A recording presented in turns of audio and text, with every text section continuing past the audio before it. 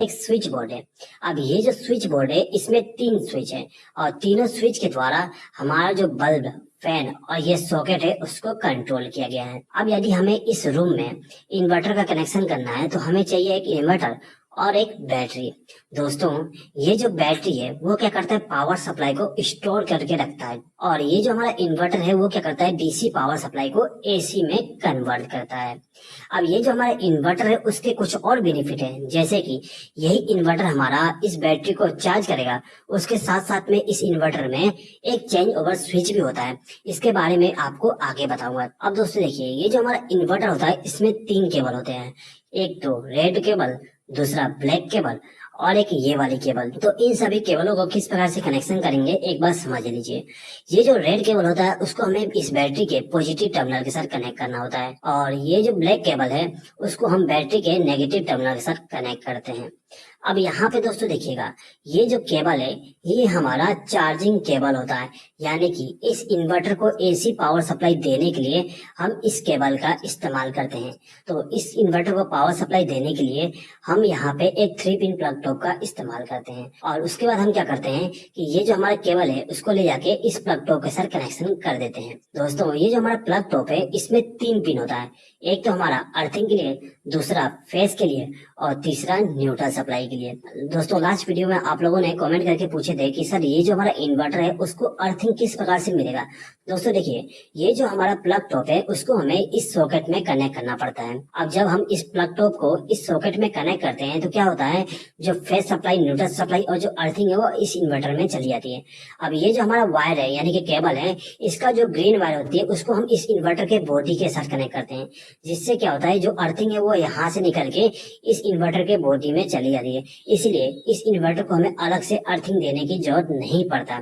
तो I hope कि जो आपका डाउट था कि इन्वर्टर को हम अर्थिंग क्यों नहीं कनेक्ट किए वो क्लियर हो गया होगा। दोस्तों, अब हमें इस इन्वर्टर के द्वारा आउटपुट पावर सप्लाई लेना है। तो आउटपुट पावर सप्लाई हमें इस सॉकेट के द्वारा मिलता है, यानी कि ये जो हमारा सॉकेट है इसका जो दाहिना पिन है उसमें हमें फेस सप्लाई मिलता है और जो बाएं वाला पिन होता है उसमें हमें न्यूट्रल सप्लाई मिलता है। ठीक है दोस्तों, तो हमें क्या करना होता है यहाँ पे समझ लीजिए। हमें क्या करना है कि यहाँ से पावर सप्लाई लेना है तो एक प्लग टॉप का इस्तेमाल करना पड़ेगा। इसी प्लग टॉप को यहाँ पे कनेक्ट करके हम पावर सप्लाई को लेके जाएंगे। दोस्तों, यहाँ पे आप एक चीज समझ लीजिए, जो हमारा इन्वर्टर होता है उसको हम कम लोड वाले इक्विपमेंट को चलाने के लिए इस्तेमाल करते हैं, जैसे कि हमारा बल्ब हो गया, फैन हो गया, सॉकेट हो गया। इस प्रकार के इक्विपमेंट को चलाने के लिए हम इन्वर्टर का इस्तेमाल करते हैं। दोस्तों, ये जो हमारा इन्वर्टर होता है उसके द्वारा हम वॉशिंग मशीन को चलाते नहीं है, क्योंकि ये जो हमारा वॉशिंग मशीन है वो ज्यादा लोड लेता है। अब यदि आप इस मशीन को इन्वर्टर के द्वारा चलाना चाहते हैं तो आपका जो बैटरी है उसका कैपेसिटी बहुत ज्यादा होना चाहिए। इसलिए हम क्या करते हैं, जो हमारे घर में कम लोड वाली इक्विपमेंट है उसको चलाने के लिए इस्तेमाल करते हैं। अब दोस्तों देखिए, ये जो हमारा स्विच बोर्ड है, यदि इस स्विच बोर्ड में हमें इन्वर्टर का पावर सप्लाई के द्वारा कनेक्शन करना है तो हम क्या करते हैं कि ये जो हमारा स्विच बोर्ड में इनकमिंग पावर सप्लाई आई थी फेस वाली, यानी कि जो हमारा मेन पावर सप्लाई आई थी इस स्विच बोर्ड में, उसको हमें रिमूव करना पड़ेगा। तो हम क्या करेंगे, ये जो वायर यहाँ से लूप किए थे उसको रिमूव कर देंगे। अब ये जो हमारा स्विच बोर्ड है इसको फेस सप्लाई नहीं मिल रहा है। अब हमें क्या करना होता है कि ये जो हमारा प्लग टॉप है इसमें से जो दाहिना पिन है यानी कि ये वाली, इस पिन से हम एक वायर को कनेक्ट करके लाएंगे और इसको ले आके किसी भी एक स्विच के साथ कनेक्शन कर देंगे। अब यहाँ पे दोस्तों देखिएगा, यहाँ पर हमने एक वायर के द्वारा सभी स्विच को इनकमिंग पावर सप्लाई दे दी है। अब इसके आउटगोइंग पावर सप्लाई को हम किसी प्रकार का चेंजेस नहीं करते हैं, पूरा सेम टू सेम रहेगा। दोस्तों, यहाँ पे हमारा जो इन्वर्टर का कनेक्शन था वो कंप्लीट हो गया है। दोस्तों, यहाँ पे आपके माइंड में एक डाउट आ रहा होगा कि सर आपने यहाँ पे न्यूट्रल सप्लाई का कनेक्शन तो किए नहीं और आप बोल रहे हैं कि आपका जो इन्वर्टर का कनेक्शन है वो कंप्लीट हो गया। दोस्तों, इसी प्रकार का कंफ्यूजन आपके माइंड में लास्ट वीडियो में भी आया था। उस वीडियो में आप लोगों ने कमेंट किए थे कि सर आपने न्यूट्रल सप्लाई का कनेक्शन करना भूल गए, सर आपने न्यूट्रल सप्लाई का कनेक्शन नहीं किया तो कैसे हमारा जो बल्ब है और फैन जो है वो कैसे वर्क करेगा। सर यहाँ पे यदि हमारा जो मेन पावर सप्लाई है वो फेल हो जाता है तो किस प्रकार से हमारा बल्ब फैन वर्क करेगा। सेम टू सेम क्वेश्चन था दोस्तों, आपने किए थे कि सर आपने जो न्यूट्रल सप्लाई है वो क्यों यूज नहीं किए। तो एक बात समझ लीजिए दोस्तों, आपको मैं बता देता हूँ कि यहाँ पर हम न्यूट्रल सप्लाई का यूज क्यों नहीं किए। दोस्तों, ये जो हमारा इन्वर्टर का न्यूट्रल सप्लाई होती है, यानी कि ये वाला पिन होता है, इस पिन में एक वायर कनेक्ट होता है और उसको ले जाके हमारा जो मेन पावर सप्लाई का न्यूट्रल होता है, यानी कि ये जो हमारा मेन पावर सप्लाई की जो न्यूट्रल सप्लाई आई है वो इस पिन के साथ कनेक्ट रहता है। एक बार यहाँ पे डायग्राम के द्वारा समझ लीजिए, ये हमारा इन्वर्टर है। इस इन्वर्टर को हमने यहाँ पे फेज सप्लाई और न्यूट्रल सप्लाई दिए है। अब ये जो हमारा इन्वर्टर है इसका आउटपुट पावर सप्लाई हमने यहाँ से लिए है। अब ये जो हमारा फेज सप्लाई है उसको ले जाके हमने इक्विपमेंट को कनेक्ट कर दिया है और जो न्यूट्रल सप्लाई इन इक्विपमेंट को दिया गया है वो डायरेक्ट मेन पावर सप्लाई के द्वारा दिया गया है। यहाँ पे आप देख सकते हो।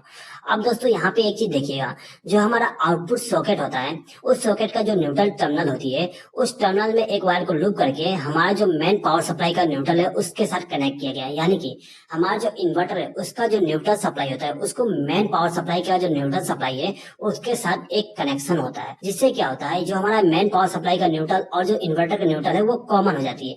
अब यदि आपके घर में जितने भी इक्विपमेंट है उसको कनेक्शन करने के लिए फेज सप्लाई का यूज करते हैं और जो मेन पावर सप्लाई का न्यूट्रल है उसका यूज करते हैं, तो आपका घर में जितने भी इक्विपमेंट है वो वर्क करेगा, यहाँ पे किसी प्रकार का दिक्कत नहीं आएगा। तो इसीलिए यहाँ पर हम केवल फेज सप्लाई का इस्तेमाल कर रहे हैं।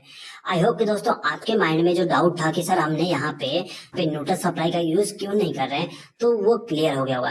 दोस्तों लास्ट वीडियो में आप लोगों ने ये भी कमेंट किए थे कि सर हमारा जो बैटरी है वो कैसे चार्ज होगा और जो हमारे बल्ब और फैन है वो क्या नॉर्मल पावर सप्लाई के द्वारा वर्क करेगा कि नहीं करेगा। तो दोस्तों इसको समझने के लिए एक बार जो हमारा इन्वर्टर है उसके फंक्शन के बारे में समझ लीजिए। यहाँ पे जो हमारा प्लग टॉप है इसको हमें हमेशा इस सॉकेट के साथ कनेक्ट करके रखना है और ये जो हमारा स्विच है वो हमेशा ऑन होना चाहिए। अब यहाँ पे क्या होता है, ये जो हमारा फेज सप्लाई है यानी कि मेन पावर सप्लाई वो यहाँ से फ्लो होते हुए इस इन्वर्टर को चला जाएगा। अब ये जो हमारा इन्वर्टर है वो क्या करता है, एसी पावर सप्लाई को डीसी में कन्वर्ट करेगा और डीसी में कन्वर्ट करने के बाद इस बैटरी को दे देगा, जिससे क्या होता है यदि हमारा बैटरी डिस्चार्ज है तो वो चार्ज हो जाएगा। अब यहाँ पे एक चीज और है, यदि आपका जो मेन पावर सप्लाई है तो आपका जो बैटरी है वो वर्क नहीं करेगा, यानी कि बैटरी से पावर सप्लाई लिया नहीं जाएगा। यानी कि हमारा जो इन्वर्टर है उसके अंदर एक बाईपास स्विच होता है, यानी कि चेंज ओवर स्विच होता है। वो क्या करता है, यदि आपके घर में मेन पावर सप्लाई है तो क्या करेगा कि हमारा जो बैटरी है उसको स्टैंड बाई में रखेगा और ये जो हमारा इन्वर्टर है वो क्या करता है पावर सप्लाई यहाँ से लेगा और उसको क्या करेगा डायरेक्टली इस आउटपुट टर्मिनल पे दे देगा, यानी कि पावर सप्लाई यहाँ से आते हुए सीधे इस सॉकेट में चली जाएगी और सॉकेट के द्वारा इस स्विच बोर्ड में चला जाएगा। यानी कि हमारा जो बैटरी है वो वर्क नहीं करेगा।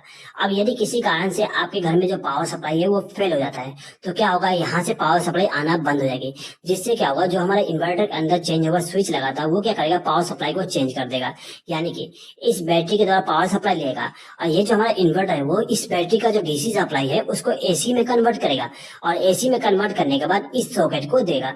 अब इस सॉकेट के द्वारा हमने एक वायर को कनेक्ट करके इस स्विच बोर्ड को पावर सप्लाई दे दिए। अब ये जो पावर सप्लाई इस स्विच बोर्ड में आएगा तो क्या होगा, हमारे जो घर में बल्ब फैन और सॉकेट है वो ऑन हो जाएंगे, यानी कि इसको पावर सप्लाई मिलने लगेगा। आई होप कि दोस्तों आपको यहाँ पे समझ में आ गया होगा कि किस प्रकार से हमारा जो बल्ब और फैन है वो नॉर्मल पावर सप्लाई के द्वारा वर्क करेगा और किस प्रकार से बैटरी के द्वारा वर्क करेगा। अब दोस्तों देखिए, अब यदि यहाँ पे आपको दो वायर के द्वारा कनेक्शन करना है, यानी कि आप चाहते हैं कि ये जो हमारा स्विच बोर्ड है इसमें फेज सप्लाई भी लेके जाए और न्यूट्रल सप्लाई भी लेके जाए इन्वर्टर का, तो कैसे करेंगे। तो दोस्तों देखिए आपको क्या करना होता है कि ये जो हमारा फेज सप्लाई है इसको यहाँ पे रिमूव करना पड़ेगा और जो न्यूट्रल सप्लाई है उसको भी रिमूव करना पड़ेगा। उसके बाद हम क्या करते हैं कि ये जो हमारा 3 पिन प्लग टॉप है इसका जो न्यूट्रल पिन होता है उस पिन से एक वायर को कनेक्ट करके लाएंगे और उसको ले जाके इस न्यूट्रल टर्मिनल के साथ कनेक्ट कर देंगे। उसके बाद में ये जो हमारा 3 पिन प्लग टॉप है इसका जो दाहिना वाला पिन होता है उस पिन से हम एक वायर को कनेक्ट करके लाएंगे और उसको ले जाके हमारा जो स्विच है उसको फेज सप्लाई दे देंगे। यानी कि यहाँ पर हमने क्या किया, ये जो हमारा स्विच बोर्ड है इसको हमने फेज सप्लाई और न्यूट्रल सप्लाई इस इन्वर्टर के द्वारा कनेक्ट कर दिए।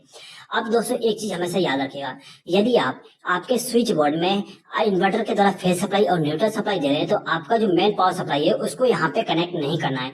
आपका जो मेन पावर सप्लाई है और जो इन्वर्टर का पावर सप्लाई है वो आपस में कनेक्ट नहीं होना चाहिए।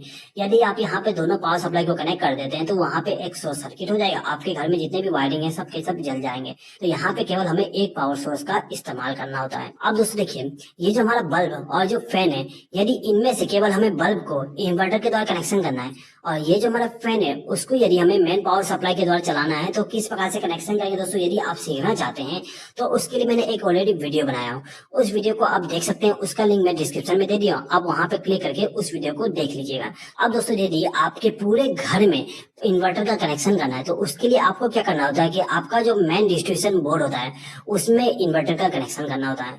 दोस्तों यदि आप सीखना चाहते हैं कि किस प्रकार से हम मेन डिस्ट्रीब्यूशन बोर्ड में इन्वर्टर का कनेक्शन करेंगे तो उसके लिए मैंने ऑलरेडी एक वीडियो बनाया था, उस वीडियो को आप देख सकते हैं, उस वीडियो का लिंक मैं डिस्क्रिप्शन में दे दूंगा, आप वहां पे क्लिक करके उस वीडियो को देख सकते हैं। आई होप कि दोस्तों आपके जितने भी डाउट थे सबके सब क्लियर हो गया होगा। दोस्तों यदि आपको ये वीडियो पसंद आए तो प्लीज इस वीडियो पर लाइक शेयर और कमेंट कर दीजिएगा, और यदि आपने अभी तक हमारे चैनल को सब्सक्राइब नहीं किया तो सब्सक्राइब भी कर लीजिएगा।